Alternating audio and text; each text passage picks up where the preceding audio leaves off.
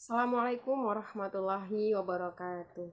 Alhamdulillah, alhamdulillahirabbil alamin wassalatu wassalamu ala asyrofil anbiya'i wal mursalin wa ala alihi wa ashabihi ajma'in amma ba'du. Baik, kaifa halukum jami'an? Alhamdulillah.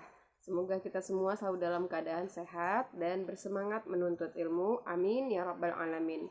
Baik, awalan pertama-tama, hayya nabda, mari kita mulai dirosatina pelajaran kita di basmalah dengan basmalah. Bismillahirrahmanirrahim. Kemudian doa belajar. Rabbi shrah li sadri wa yassir li amri wahlul 'uqdatam min lisani yafqahu qawli. Rabbi zidni ilman warzuqni fahman waj'alni minas sholihin. Amin ya rabbal alamin. Baik, ya ayyuhat tulab, fi hadzal yaum, pada hari ini kita akan menyambung pelajaran kita yaitu mengenai, nah ini kalau bentuk kata tanya ini kira-kira kita tentang apa? Naam.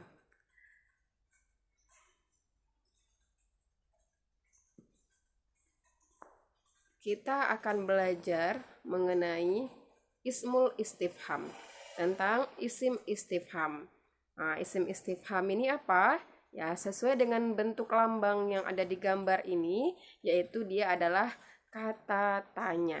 Ya, bentuk kata pertanyaan dalam bahasa Arab.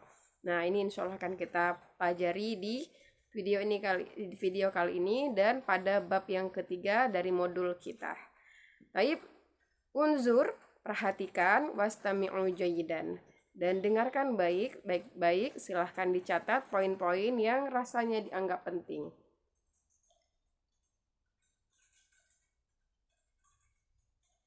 Baik, sebelum kita masuk, kita bisa lihat di sini ada mahfuzat, ya, sebuah mahfuzat yang berartinya adalah la tahtakiru mandunaka falikulli syai'in maziyah. Nah, afwan, ini ada terpotong sedikit artinya. Artinya adalah la tahtakiru, jangan menghina seseorang, mandunaka, seseorang yang lebih rendah daripada kamu. Jangan menghina seseorang yang lebih rendah daripada kamu. Falikulli syai'in maziyah, karena bagi setiap orang itu pasti punya kelebihan. Nah, itu artinya yang hilang di sini ya. Wala tahkiru, la tahtakiru mandunaka falikulli syai'in maziyah. Nah, ini adalah mahfuzat kita di bab ini. Nah, selanjutnya, nah ini ya, karena segala sesuatu itu mempunyai kelebihan. Kita bisa lihat pengertian isim istifham. Ismul istifham huwa qalbul ilmi bi syai'in bi adati min adawatil istifham. Yakni adalah isim istifham itu adalah suatu bentuk pertanyaan isim mabni yang dipakai untuk menanyakan mengenai sesuatu. Nah, ini kalau diartikan dengan bahasa yang mudah. Nah, kalau diartikan dengan sesuai bahasa Arabnya, talabul ilmi bisyai'in, ya, menuntut mencari sebuah pengetahuan, mencari sebuah informasi tentang sesuatu, biadatin, dengan bentuk pertanyaan, ya, dengan bentuk-bentuk kebiasaan min adawatil istifham, dari segala macam atau bentuk pertanyaan. Jadi intinya isim istifham ialah dia isim mabni. Isim mabni berarti isim yang tidak berubah, bagaimanapun keadaannya dia akan tetap seperti itu, dipakai untuk menanyakan sesuatu. Nah, ini bentuk kata tanya dalam bahasa Arab itu apa saja? Nah, ini kita akan pelajari di isim istifham. Nah, kemudian kalau kita lihat ada dua hal yang ingin dicapai pada setiap pertanyaan itu sebenarnya. Yang pertama tasdik, yang kedua tasawur. Cuman dua hal ini. Kalau kita bertanya sesuatu, kalau bukan untuk tasdik, pasti untuk tasawur. Tasdik itu apa? Menanyakan kebenaran sesuatu. Ya, membenarkan suatu pertanyaan dan jawabannya nanti berupa iya atau tidak. Nah, itu tasdik, hanya sekedar mencari kebenaran. Adapun tasawur, dia selain untuk mencari kebenaran juga ingin mengetahui menentukan, ya, mengetahui apa yang terjadi di belakang itu, di belakang ya dan tidak itu kenapa, ada hal apa. Jadi jawabannya dia lebih sering panjang ya. Kalau tasdik dia lebih singkat jawabannya, sedangkan tasawur dia menuntut atau meminta jawaban yang lebih panjang. Nah, itu kemudian kita lihat adapun indikator yang ingin kita capai dari pembelajaran kita ini nantinya adalah yang pertama, kita Nanda semua bisa menghafal ungkapan-ungkapan atau mufradat dan ibarat yang yang ada di dalam topik istifham. Begitu juga dengan tarkibnya, ya, tarkib atau kaedah yang berhubungan dengan istifham nantinya. Kemudian bisa mengidentifikasi struktur kalimat, menyusun teks dialog, dan menggunakan teks dialog yang menggunakan kata-kata istifham. Ini adalah 4 indikator yang ingin kita capai. Nah, kita lihat yang pertama, apa sih macam-macam bentuk pertanyaan itu? Nah, bentuk macam pertanyaan itu dalam bahasa Arabnya ada watul istifham, macam-macam bentuk pertanyaan. Nah, ada 11 macam pertanyaan dalam bahasa Arab, ya. Ini ada 5. Yang pertama, hamzah atau hamzah ya, tulisannya cuma a aja, hamzah, yaitu dia digunakan untuk thalabut tasdik, hanya untuk meminta kebenaran, ya, hanya untuk kebenaran dan penentuan. Nah, di sini nanti ada yang kembar yaitu hamzah, hal, dan ma. Artinya sama-sama apakah? A, hal, ma. Nah, artinya apakah? Perbedaannya, a itu digunakan untuk meminta kebenaran dan penentuan. Nah, dibalik meminta iya atau tidak, dia bertanya, meminta apa selanjutnya. Contohnya kita bisa lihat di sini, qara'tal kitab, apakah kamu telah membaca buku? Nah, itu apakah, qara'ta, kamu telah. Ini adalah fi'il madhi, kitab, buku.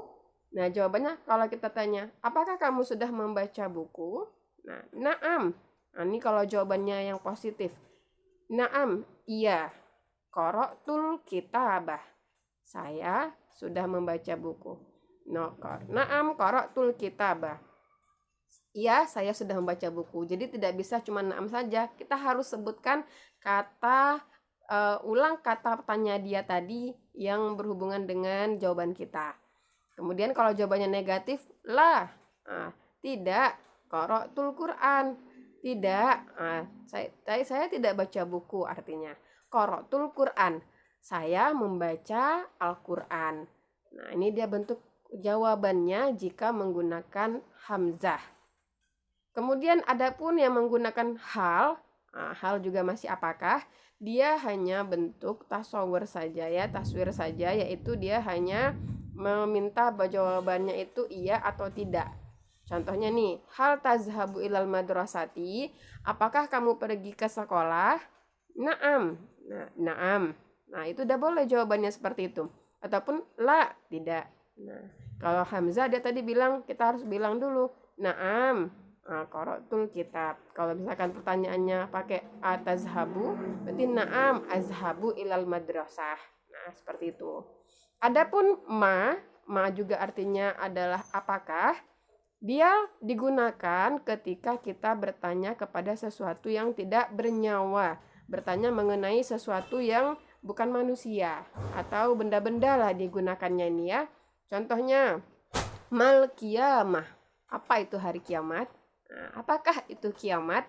Nah, itu artinya itu bukan sesuatu yang bernyawa ya, nggak bisa kita lihat dia itu manusia, laki-laki atau perempuan, nggak bisa dilihat itu dianya bernyawa atau tidak bisa ditentukan dia itu jenisnya laki-laki atau perempuan, maka kita gunakanlah ma.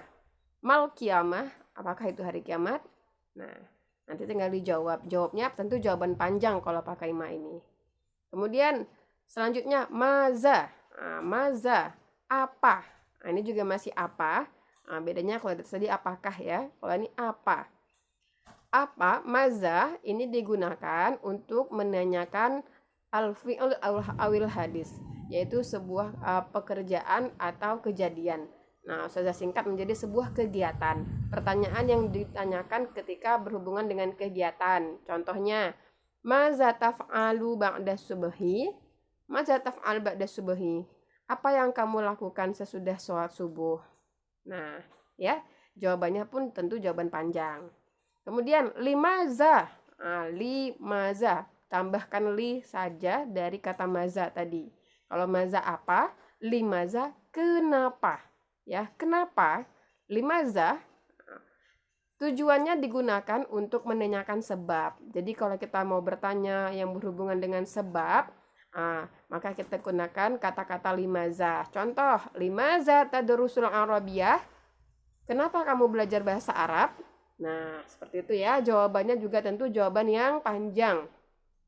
Selanjutnya, 6 kata tanya selanjutnya. Tadi sudah 5 ya. Yang keenam, man.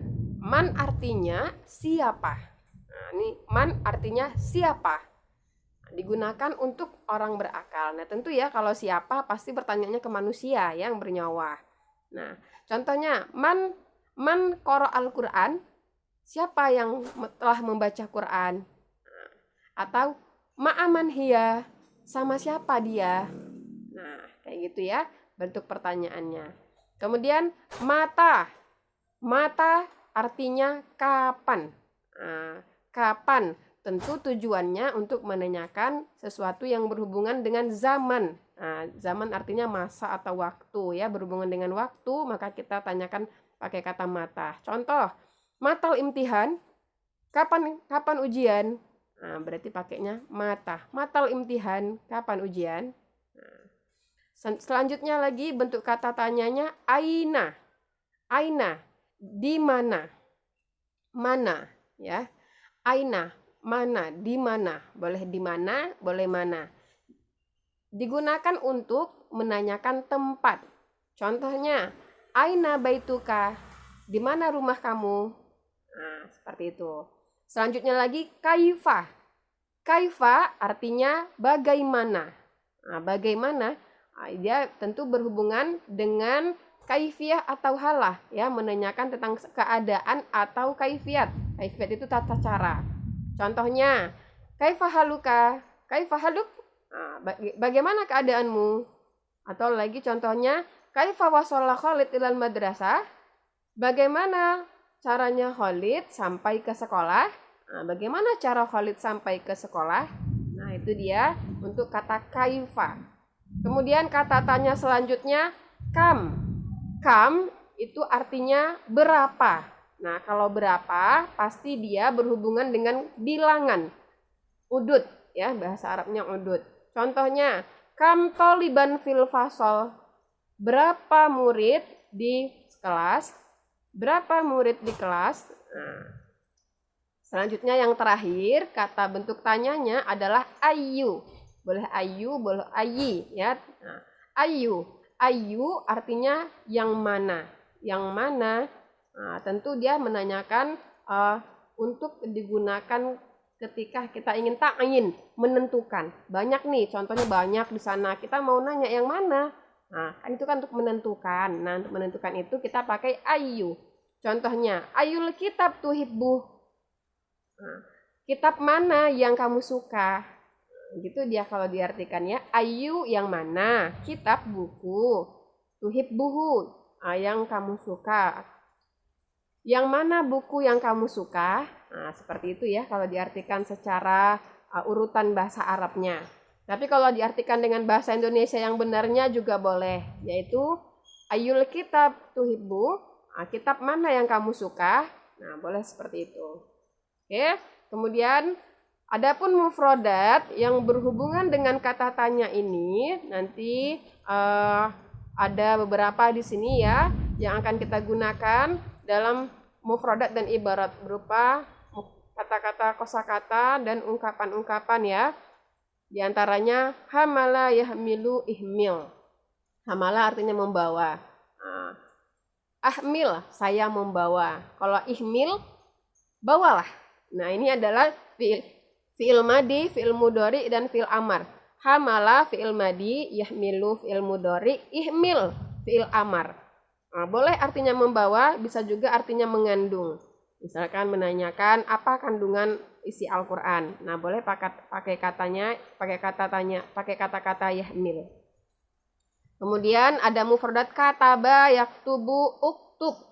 Nah, ini masih fi'il madi, mudhari, dan amar. Ini coba kita lihat di sini ada dua tabel seperti ini. Yang sebelah fiil, yang sebelah kiri adalah isim. Nah, kalau fiil berarti itu urutannya ustazah buat dari fiil madi, mudhari, kemudian amar ya. Nah, kataba, yaktubu, uktub, menulis ya artinya. Uktub, tulislah.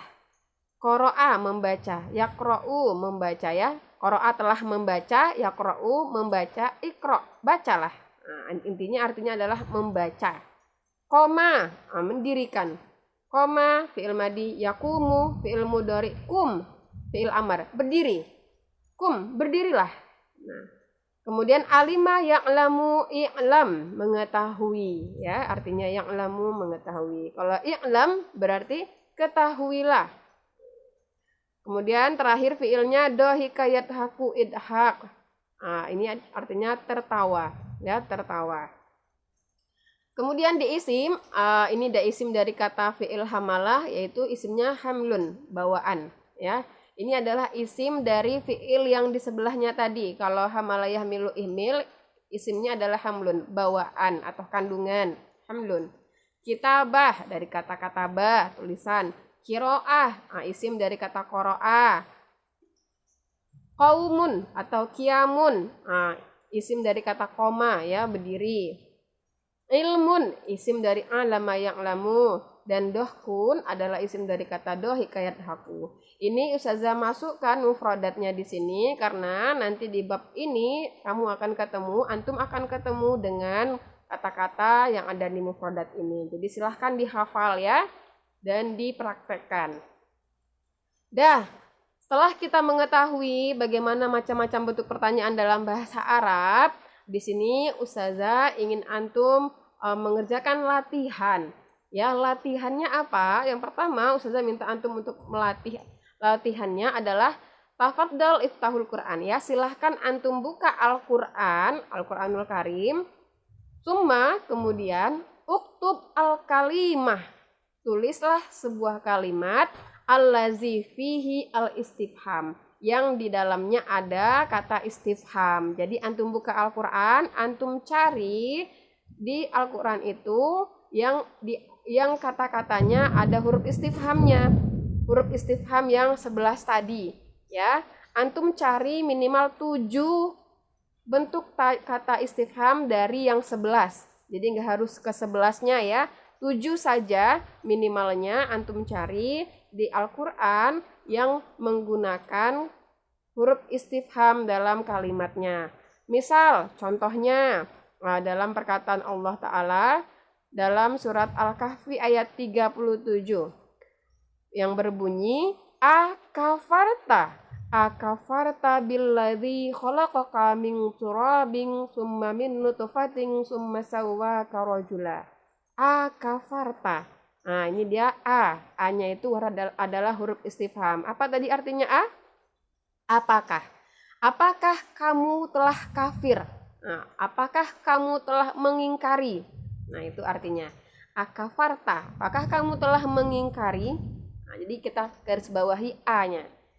Contoh yang kedua, ini di surat Al-Baqarah ayat 246. Fahal antum syakirun? Hal. Nah, ini adalah hal. Fahal antum syakirun? Maka apakah kamu termasuk orang yang bersyukur? Nah, itu artinya hal. Jadi gampang ya, antum silahkan cari coba contoh lain dari Al-Quran. Banyak ya kata-kata dalam Al-Quran itu menggunakan isim istifham. Baik, sampai di sini yang bisa saya sampaikan. Silahkan bertanya jika ada yang belum difahami. Afwan minkum, syukran kasiran ala ihtimamikum. Wassalamualaikum warahmatullahi wabarakatuh.